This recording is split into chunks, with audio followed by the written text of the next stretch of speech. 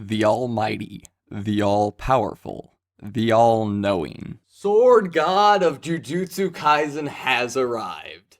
All hail Lord Daido. Ladies and gentlemen, that was absolutely incredible. I'm almost speechless, but we'll try to find a few words to at least make it a somewhat passable review. Let's get into it.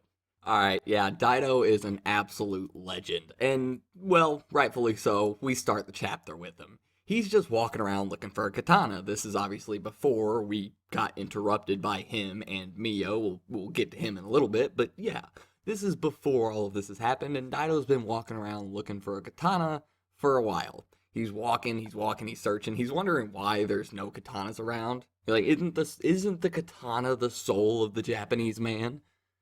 Not anymore, buddy. Sorry about you. I don't know what to tell you.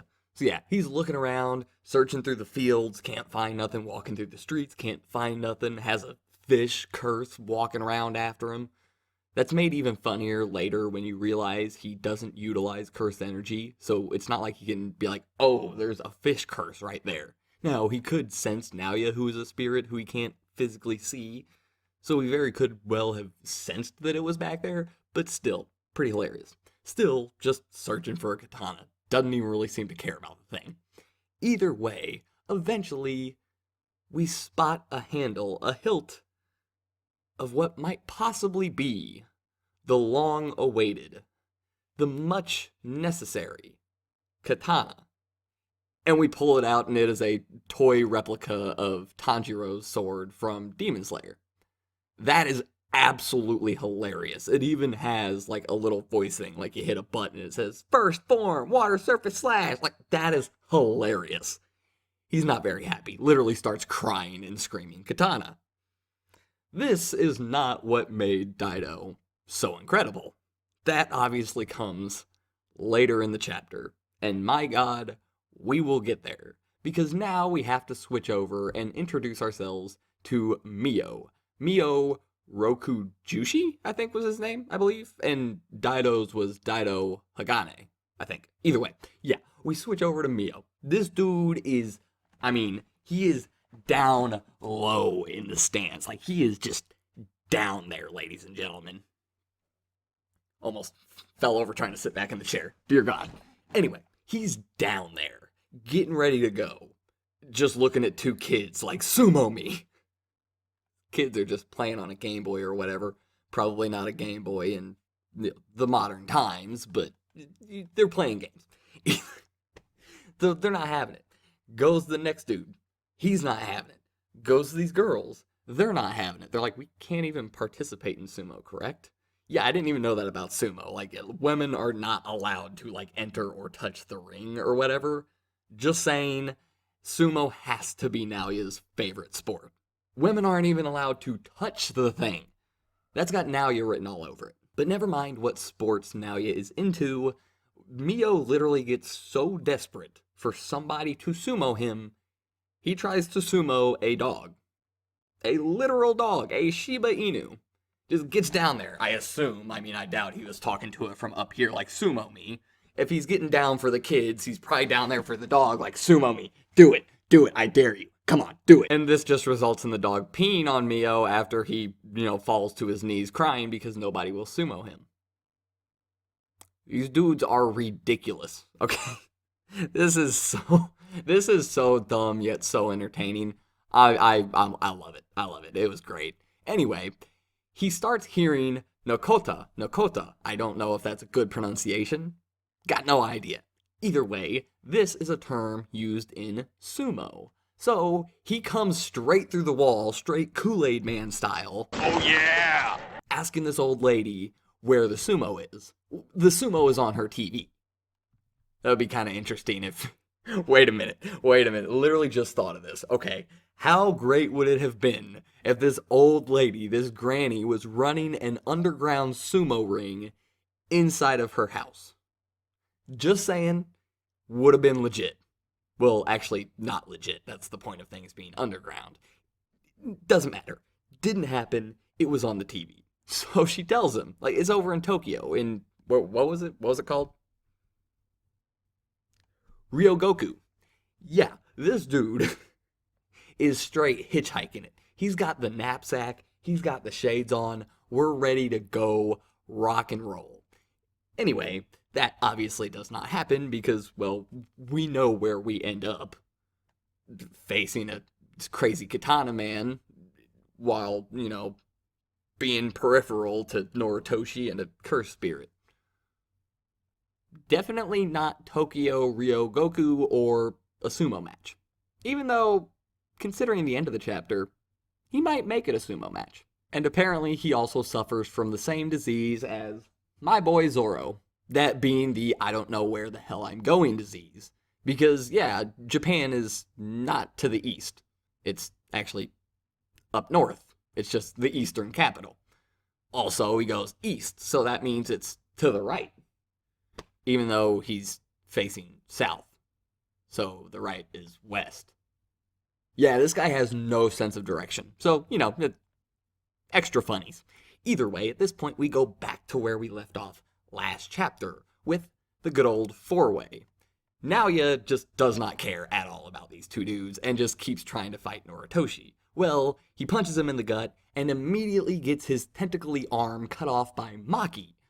Yeah, it has not been 5 minutes, don't let it fool you, it's only been 3. And I don't even know if the other 2 minutes really would have gotten Maki back to good condition. Even these 3 minutes, she looks terrible. I mean, sweat just pouring, like running, like it's a faucet off of her face. So yeah, still not in great condition, but we came back anyway. Possibly because of the interruption due to the sumo and katana guy, considering we end up thinking, Maki ends up thinking, a stalemate. Well, what do you want in a stalemate? Something to turn the tides. Something different. A new variable, if you will. And that variable is Daido. Because when he sees Maki and her sword, he goes into an absolute trance. Sword, katana, sword. I need to get the sword, the katana. Seriously, this dude's brain halfway shut off when he saw her sword. So Maki, having the interesting idea to, shake things up a little bit. With that being said, I don't think Maki understood exactly what she was doing until she did it. Because she just tosses Daido the sword, and we went Daido mode.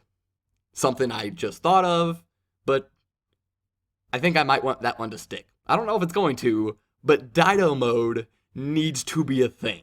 Because I don't know how else to describe what we were given. Because that's what it was. That was Akutami giving us a gift. A gift called Daido Hagane. Daido is the incarnation of a nameless but brutally unmatched swordsman. Among the players, he is a special case who only fights with his swordsmanship and not with cursed energy. What overwhelmed the 4 of them was not cursed energy, it was what he emanated when he held the katana. Absolute lethality. Yes! Yes! Bro, I swear to God, the instant the surface of the handle grazed the skin of this man's palm, the 4 remaining players in the vicinity simultaneously wish they would have worn their brown pants today.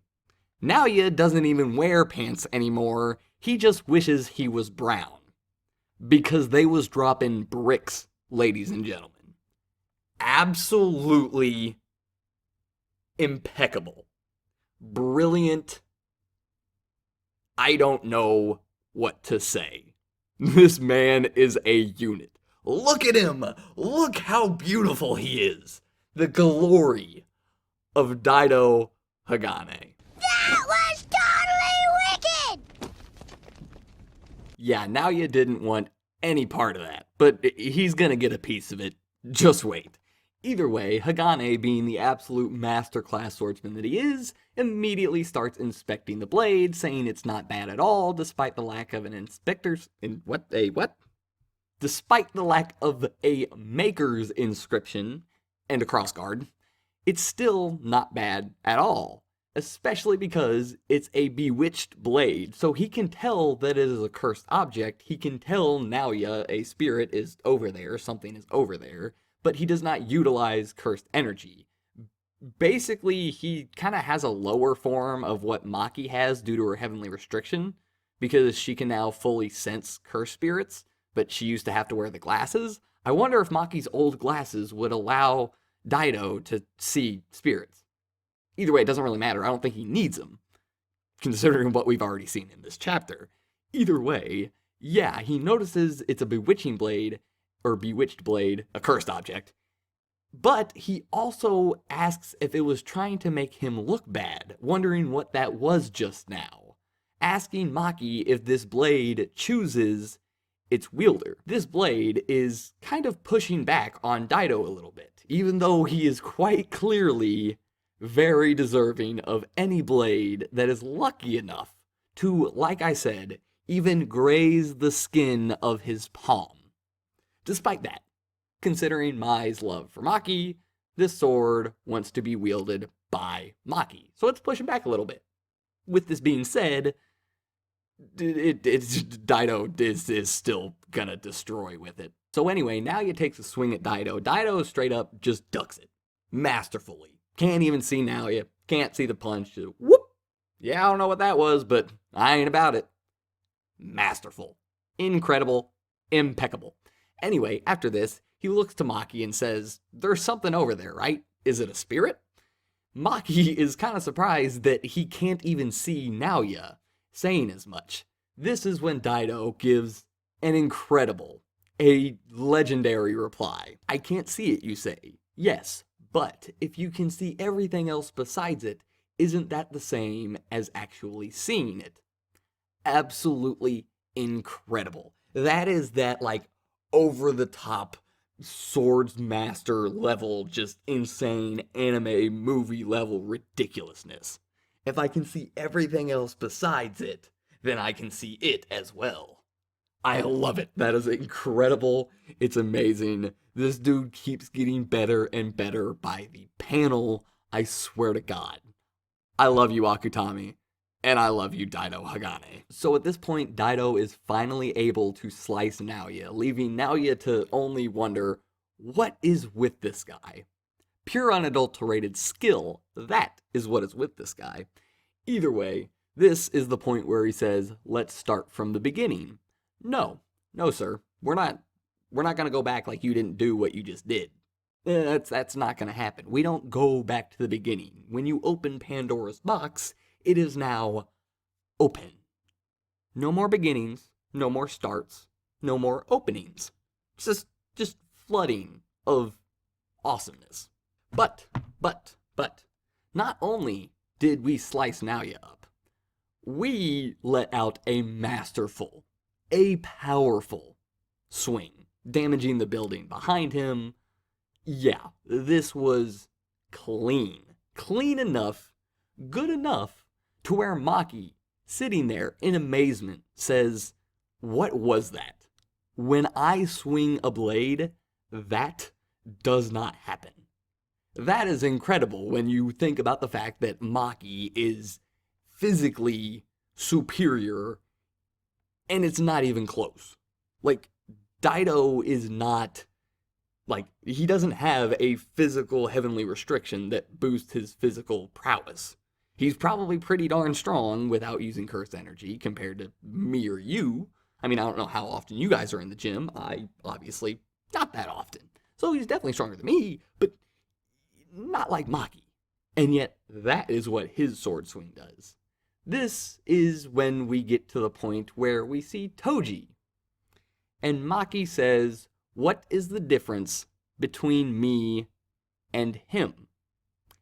This was wonderful. I am so happy we got this, because this is pretty much confirmation from Gege Akutami himself, saying that Maki has not reached Toji's level. This has been a topic of conversation ever since Maki was fully realized. I did not think she was on Toji's level yet. This pretty much clears it up. There are things other than just becoming fully realized with the heavenly restriction, and nothing has ever said that since becoming fully realized, Maki can't get physically stronger from this point. And I would assume that, yes, if Maki was to go out and bench press buildings, she could probably get stronger. It's not that this puts her at a limit, this just fully releases her potential, allowing her to then reach her ultimate limit later down the line as we get stronger and especially as we gain experience and skill. Toji had years of experience and years to perfect his skill far beyond what Maki is capable of yet. Not to mention the fact that he used more cursed objects, more cursed tools in skillful ways. He worked them into his repertoire to use them specifically in certain situations. He was the sorcerer hunter. He did this stuff. He was very, very experienced. Not to mention the fact that he went as far as to have a symbiotic relationship with a cursed spirit. There's a lot of things that Maki can do to become more potent in combat, ergo becoming stronger. So yes, I love that we got this confirmation, and this is not the only thing at the end of the chapter. We also have Miyo starting to get into the action. He's not going to sit by while Daido becomes the sword god of Jujutsu Kaisen without getting a little bit of action of his own. And speaking about getting some action, he's going straight for Maki. Can't blame him. I mean, if I was looking at all the choices here and I was trying to get some action... Okay, I'm kidding. But he does unleash a sumo simple domain. And this is pretty interesting. I made a video recently talking about, well, how Gege Akutami got away with interrupting us with katana and sumo when trying to, raise up a tense situation. Not everybody's allowed to do that. But the reason Gege Akutami is because we get stuff like this. But in that video that I was talking about that in, I mentioned that we had sumo used to describe how old school domain expansions worked. It was just a little thing like this is how you could have done something with a domain like this.